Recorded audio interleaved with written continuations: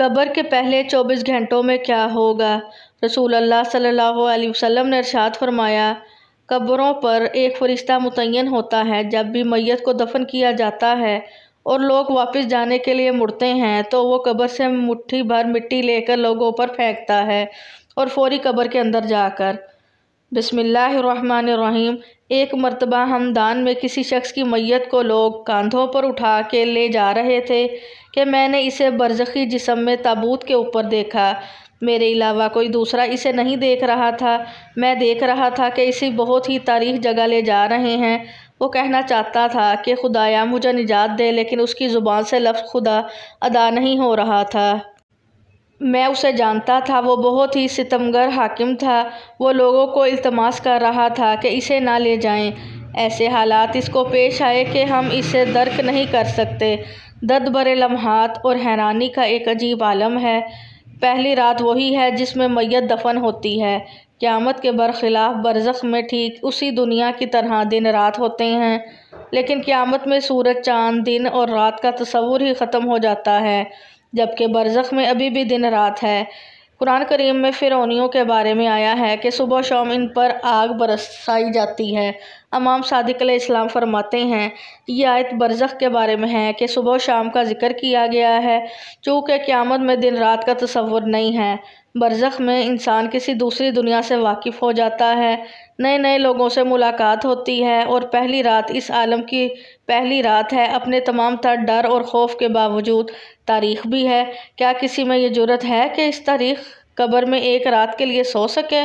अब ये शख्स एक तरफ से एक अजनबी और नावाकिफ़ आलम में अजीबो गरीब लोगों से मुलाकात के बास चेहरे इंतहाई खौफनाक और डरावने होते हैं, और इसके साथ साथ इन लोगों से बिछड़ने का गम जिनके साथ इसने एक नई ज़िंदगी गुजारनी है, ये सब इसे एक हैरानी और परेशानी में मुब्तला करते हैं। इसलिए पैगम्बर अकरम सल्लल्लाहु अलैहि वसल्लम का फरमान है, मैयत के लिए सबसे अलमनाक घड़ी कब्र की पहली रात है। ये वही रात है जिसमें इसे दफन किया गया है, लेकिन अभी तक इसने अपने आप को नहीं पाया है और इस तारीख को तंग जगह में रहना नहीं चाहता है। इसमें रहने से इसे खौफ होने लगता है। हाँ, इस आलम में बरज़ख का रूह का बदन से कोई ताल्लुक़ नहीं, यानी रूह अब बदन को कंट्रोल नहीं कर सकती है, लेकिन हमेशा इससे मानूस रहती है। इसलिए जो लोग कब्र पर आते हैं, मैयत उनकी तरफ मुतवज्जो होती है और उनसे मानूस होती है। हज़रत अली अलैहिस्सलाम फरमाते हैं, लोग सोए हुए हैं, जब मर जाते हैं तो बेदार होते हैं। कब्र दुनिया की आखिरी मंजिल और आखिरत की पहली मंजिल है। यहाँ किसी भी हाल में दुनिया की तरफ पलटना मुमकिन नहीं है। मरने के साथ तमाम जिम्मेदारियों, नमाज और रोज़ा और बाकी अहकाम इलाही से वो आज़ाद हो जाता है। शक व तरदीद के तमाम पर्दे हट जाते हैं और आखिरत पर ईमान कामिल हो जाता है। लेकिन ये ईमान इसके किसी काम नहीं आएगा। ईमान इस वक्त कामयाबी का ज़ामिन बन सकता है जब वो गैब पर ईमान ले आए, लेकिन अब जब के कोई चीज़ गैब नहीं रही, सब हक़ाइक़ अयां हो गए हैं, इंसान ने अपने इरादे के बग़ैर कुदरत इलाही के सामने ख़ुद को तस्लीम कर दिया। ईमान का कोई फ़ायदा नहीं है, इसे अमाले साले में अब इजाफ़ा मुमकिन नहीं है।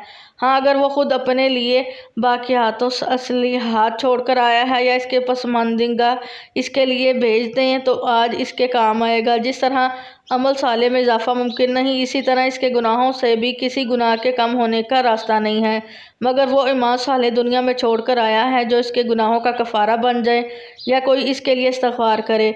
बस कब्र हमेशा मुश्किलात और हसरत के अज़ाब से इबारत है। यकीन न करने की हसरत, ईमान न लाने की हसरत, मौक़ा और फ़ुर्सतों को ज़ाया करने की हसरत, अमाल को रियाकारी और दिखावा के लिए अंजाम देने की हसरत और हज़ारों हसरतें। कब्र की सख्तियों से बचने के लिए इमाम सादिक हर सुबह शाम ये दुआ पढ़ते थे, खुदाया मैं कब्र की तंगियों, फ़िशार और सख्तियों के अज़ाब से तेरी पनाह मांगता हूँ।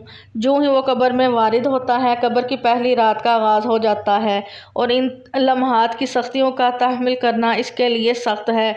दूसरी दुनिया से वाकिफ़ होने, सख्तियों को झेलने के लिए ख़ुद को तैयार करने, मुनकर नकीर के सवालों के जवाब देने वगैरह के लिए पहली रात का आगाज़ है। इसलिए यह रात इसके लिए दर्दनाक रात है और किसी का भी वहाँ से भागना मुमकिन नहीं। और अगर इसी मादी दुनिया में इसकी सख्तियों और शदाइद से मुतल्लिक़ इसे इल्म हो जाए तो इसी मादी दुनिया में इंसान अपने लिए निजात का रास्ता ढूंढकर इन सख्तियों से बच सकता है। और दुनिया में इमाम मासूमीन अलैहिस्सलाम से इश्क व अक़ीदत की वजह से कब्र में इन हस्तियों को अपनी मदद के लिए बुला सकता है। अगरचे कब्र की पहली रात बहुत ही सख्त, खौफनाक और डरावनी है, लेकिन मोमिन के लिए अल्लाह के फरिश्तों, अपने नेक अमाल और इमाम मासूमीन अलैहिस्सलाम की तशरीफ़ आवरी की वजह से बहुत ही आसान हो जाएगी। बल्कि मोमिन और काफिर की पहली रात बिल्कुल अलग थलग है। मोमिन आसाइशों में और काफिर सख्तियों में होंगे। मैयत को दफन करने के बाद कब्र में मुर्दा की पहली रात को लैलतुल हान कहते हैं। ये रात बहुत ही सख्त और मलाहिल से भरी होती है। बदकारियों के लिए वहशतनाक, जबकि मोमिनों के लिए बहशतनुमा होती है। आज एक लंबी तफसील और मुफ़ा हदीस पेश करेंगे, जिसमें कब्र और नेक और बदकार इंसानों से सवालों जवाबात और मैयत की कब्र में पहली रात का तफसीली तौर पर हमारे प्यारे नबी करीम सल्लल्लाहु अलैहि वसल्लम ने जिक्र फरमाया है।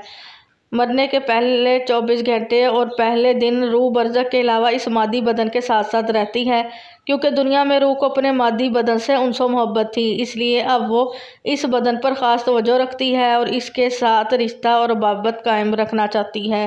गुस्ल और दूसरे अमूर सर अंजाम देते वक्त रूह इस बदन के साथ रहती है और इस मादी बदन को दफन करते वक्त रूह खुद को कब्र में देखती है। जो ही मैयत को कब्र में रखा जाता है, उसी वक्त कब्र की पहली रात का आगाज़ हो जाता है और ये बहुत ही सख्त रात होती है, जिसे मैयत तजर्बा करती है और इससे पहले कोई छुटकारा नहीं है। हज़रत इमाम सादिक अलैहिस्सलाम की रवायत को मद्देनज़र रखते हुए मुसलमानों की नज़र में कब्र और वहाँ के पेश आने वाले तमाम अहवाल आलम बरज़ख हैं। इस नज़रिए के मुताबिक कब्र में दाखिल होना और कब्र की पहली रात मौत के आगाज़ से ही शुरू हो जाती है और बदन के दफन होने से कोई ताल्लुक़ नहीं है। अब जिन लोगों के जिस्म दफन नहीं होते, यानी आग में जल जाते हैं या पानी में गर्क हो जाते हैं, तो उनकी पहली रात कैसे गुजरेगी, इस बारे में इमाम तबरी बयान फरमाते हैं। हज़रत इमाम हसन अस्करी के पास एक शख्स आया और पूछने लगा कि जो लोग जल जाते हैं या पानी में डूबकर मर जाते हैं और इनके जिस्म दफन नहीं किए जा सकते, तो फिर इनकी कब्र की रात कैसी होगी। आप फरमाने लगे, मरने के बाद की हालत का नाम कब्र है। चाहे मरने वाला जल जाए, दरिया में गर्क हो जाए, कोई शेर वगैरह निकल जाए, इस कब्र की कैफियत अजाब व इनाम की कैफियत हमें नहीं बताई गई है। बस जिस कदर बताया गया है, इसलिए कब्र की नेमतें या तकलीफ़ें कैसे मिलेंगी, इसके बारे में सवाल करना बेसुध है। समझने के लिए इतना काफ़ी है कि रात में जब हम ख्वाब देखते हैं तो इसमें हम कहीं जा रहे हैं, किसी से बात कर रहे हैं, तो हमारा जिस्म हमारे बिस्तर पर होता है और रूह का तल्लुक़ टहलने, किसी से बात करने वाले से होता है। इसी तरह रूह जो इल्लियीन में चली जाती हैं और जिस्म कब्र में रहता है, इन दोनों का लगाव इसी ख्वाब की तरह होता है। जिस्म कहाँ होता है वो अल्लाह को ही मालूम है। अब बात करते हैं कब्र की पहली रात कैसी होगी। हज़रत बरा बिन आज़िब रज़ी अल्लाह अन्हु फरमाते हैं कि हम हुज़ूर पाक सल्लल्लाहु अलैहि वसल्लम के साथ एक अंसारी के जनाजे में शरीक हुए। जब हम कब्रिस्तान पहुँचे तो लहद तैयार नहीं हुई थी। लहद तैयार हो रही थी कि हम हुज़ूर अक़दस सल्लल्लाहु अलैहि वसल्लम के पास बैठ गए, जो कि मैयत के सरहाने बैठे थे। हमने देखा कि आप सल्लल्लाहु अलैहि वसल्लम कभी आसमान की तरफ देखते और कभी लहद के अंदर देखते, जो कि तैयार हो रही थी। 3 मरतबा ऐसे करने के बाद हुज़ूर अक़दस सल्लल्लाहु अलैहि वसल्लम ने इस तरह दुआ मांगी, ए अल्लाह, मैं अज़ाब कब्र से तेरी पनाह चाहता हूँ। फिर आप सल्लल्लाहु अलैहि वसल्लम ने इरशाद फरमाया, बंदा मोमिन जब दुनिया की तरफ से राब्ता तोड़ के आखिरत की तरफ मुतवज्जो होता है, यानी जब इसकी मौत का वक्त आता है, तो सूरज की तरह चमकते धमकते सफ़ेद चेहरे वाले फरिश्ते जनती खुशबूदार जनती कफन लेकर इसके पास आते हैं, हत्ता कि वो इस हद नज़र तक इसके सामने बैठ जाते हैं। फिर मुल्कुल मौत तशरीफ़ लाते हैं, हत्ता कि वो इसके सर के पास बैठ जाते हैं और कहते हैं, पकीज़ा रूह, अल्लाह की मग़फ़िरत और इसकी रज़ामंदी की तरफ चमक। वो रूह ऐसे निकलती है जैसे मशकीज़े से पानी का कतरा बिल्कुल गैर महसूस तरीके से इसकी रूह निकाली जाती है। और जब मुल्कुल मौत इसकी रूह निकालते हैं तो बाकी फरिश्ते इसे आँख झपकने के बराबर से भी इसे मुल्कुल मौत के पास नहीं रहने देते, बल्कि इसे फ़ौरन इसके कफन और इसकी खुशबू में लपेट देते हैं जो जन्नत से लाई होती है। फिर इसकी रूह को लेकर बुलंद होते हैं और फरिश्तों की जिस जमात के पास से वो गुज़रते हैं, तो फरिश्ते पूछते हैं, ये कैसी खुशबू है। तो वो इसकी दुनिया के नामों में से बेहतरीन नाम लेकर बताते हैं कि ये फ़लाँ बिन फ़लाँ की रूह है, हत्ता कि वो इसे आसमान पर ले जाते हैं और इसके लिए दरवाज़े खोलने की इजाज़त तलब करते हैं। तो आसमानों के जो दरवाजे हैं इसके लिए खोल दिए जाते हैं। फिर हर आसमानों मकरब फरिश्ते अगले आसमान तक इसकी रूह को इज़्ज़त और एहतराम के साथ ले जाते हैं, हत्ता कि इसे 7वें आसमान तक पहुंचा दिया जाता है। तो अल्लाह ताला फरमाता है, मेरे बंदे का नामा इमाल इल्लियीन में लिख दो। इल्लियीन और सिज्जियीन के दो मुकामात हैं। ईमान वालों की रूहें जो हैं इल्लियीन में, इनका नामा इमाल लिखा जाता है, और जो मुनाफिकीन हैं, मुजरिम हैं, सिज्जियीन में लिखा जाता है। सूरत मुतफ़्फ़िफ़ीन आयत नंबर 83 पारा नंबर 30 के अंदर, और इसे वापस दुनिया की तरफ ले जाओ कि मैंने इन्हें इसी दुनिया में पैदा किया और मैं इसी में इन्हें लौटाऊंगा, और फिर जब दोबारा इसी से निकालूंगा फिर इसकी रूह के जिस्म की तरफ लौटा दी जाती है। लेकिन ये लौटना दुनिया का लौटना नहीं होगा, यानी वो लौटने के बाद ये बात नहीं है कि कब्र में बैठ जाएगा, हमें नज़र आएगा। ये सब कुछ बरज़खी मामूलात होंगे। आयत नंबर 42 के तहत नींद की हालत में भी इंसान की रूह कब्ज़ होती है, लेकिन इसको चुटकी काटे तो वो जाग जाता है। रूह का ताल्लुक़ भी रहता है, और इसी हालत में बिल्कुल इसी तरीके से ये मुख्तलिफ लाइफ है बरज़ख की। फिर दो फरिश्ते इसके पास आते हैं जो इसकी कब्र में इसे बैठाकर पहला सवाल करते हैं कि तेरा रब कौन है। वो कहता है रब्बी अल्लाह, मेरा रब अल्लाह है। दूसरा सवाल पूछते हैं तेरा दीन क्या है, तेरा दीन क्या है। वो कहता है मेरा दीन इस्लाम है। फिर पूछते हैं कि वो आदमी जो तुम में मबूस किए गए हैं वो कौन है। तो वो कहता है कि वो अल्लाह के रसूल सल्लल्लाहु अलैहि वसल्लम हैं। अब जब वो 3 सवालों के जवाब देता है तो फरिश्ते चौथा सवाल इससे पूछते हैं, तुम्हें कैसे पता चला इन 3 सवालों के जवाब तुम्हें कैसे आए। वो कहता है मैंने अल्लाह की किताब पढ़ी थी, मैं इस किताब पर ईमान लाया और मैंने इसके हक़ में होने की तस्दीक की। फिर आसमान से आवाज़ आती है, मेरे बंदे ने सच कहा, इसके लिए जन्नती बिछौना बिछा दो, इसे जन्नती लिबास पहना दो, और इसके लिए जन्नत की तरफ से दरवाज़ा खोल दो। कब्र के अंदर ही जन्नत का दरवाज़ा खुल जाएगा, वहाँ इसे हवा के झोंके और खुशबू भी आती होगी, और हद्दे नज़र इसकी कब्र को कुशादा कर दिया जाएगा।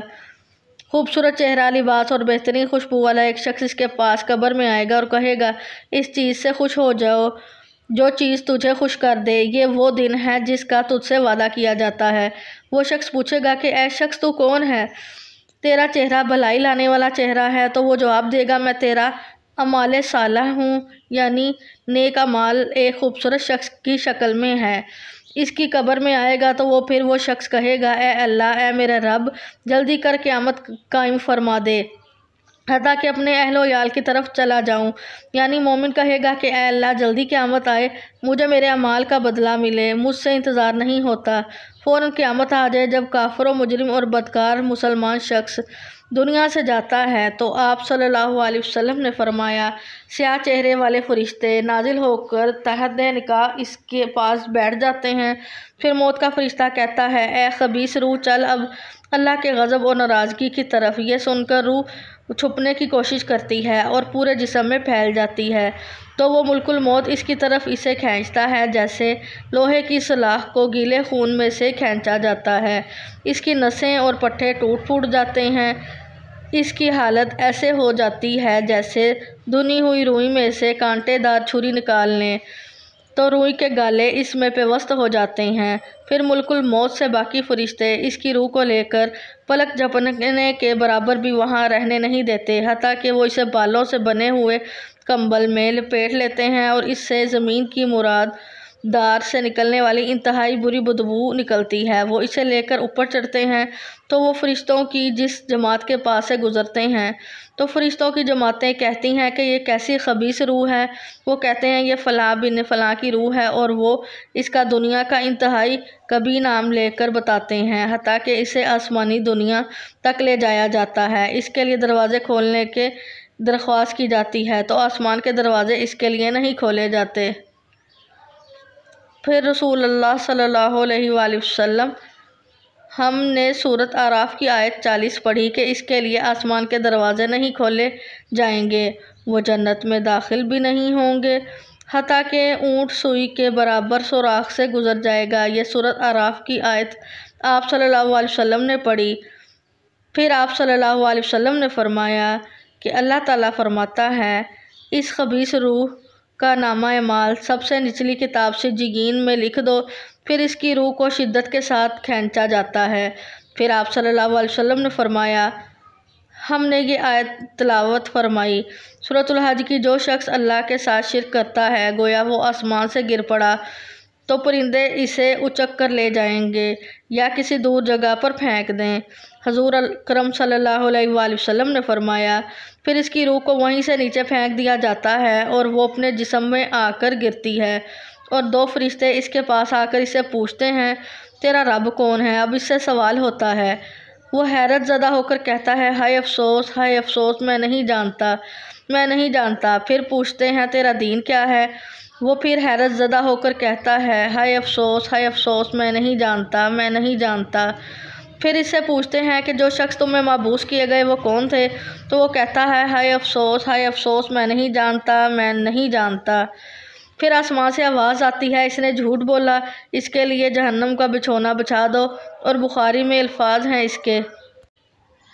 इसके जवाब में फ़रिश्ता फिर से चौथा सवाल किया करते हैं, तूने खुद पढ़कर समझने की कोशिश क्यों नहीं की? या जो लोग समझे हुए थे, किताबों सुन्नत पर चलने वाले लोग थे, उनके साथ तू क्यों नहीं चला? अल्लाह ताला फरमाता है, इसके लिए जहन्नम में बिछोना बिछा दो, जहन्नम की तरफ एक दरवाज़ा खोल दो, वहाँ से गर्मी और गर्म हवा इसकी कब्र में आती रहेगी। इसकी कब्र को इस कदर तंग कर दिया जाएगा कि इसकी पसलियाँ एक दूसरे के अंदर दाखिल हो जाएंगी और एक कभी चेहरे वाला शख्स कभी लिबास में, इंतहाई बदबूदार लिबास में इसके पास आएगा और इससे कहेगा, तुम्हें ऐसी चीज़ों की बशारत हो जो तुम्हें गमज़दा कर दें। ये तेरा वो दिन है जिसका तुझसे वादा था। वो पूछेगा, तू कौन है? तेरे चेहरे से तो ख्याल की तोका नज़र नहीं आती। वो जवाब देगा, मैं तेरा खबीस अमल हूँ जो तू दुनिया में किया करता था। फिर वो कहता है, ए मेरे रब, क़यामत कायम ना करना, ए मेरे रब, क़यामत कायम ना करना। अल्लाह पाक सूरत यासीन की आयत नंबर 52 में फरमाता है, यानी जब कब्रों से निकाला जाएगा मुजरमों को, वो कहेंगे, हाय अफसोस, हमें किसने हमारी कब्रों से बाहर निकाला? तो अल्लाह ताला क्या फरमाएगा, यही है जिसका वादा रहमान ने किया था और रसूलों ने सच्चा कहा था। अल्लाह पाक हमें बेहतर अमल करने की तौफीक अता फरमाए और हमारा ख़ात्मा ईमान पर फरमाए, आमीन। नाज़रीन, कमेंट बॉक्स में अल्लाह ताला के 99 नामों में से एक नाम टाइप ज़रूर करें। जज़ाकल्लाह।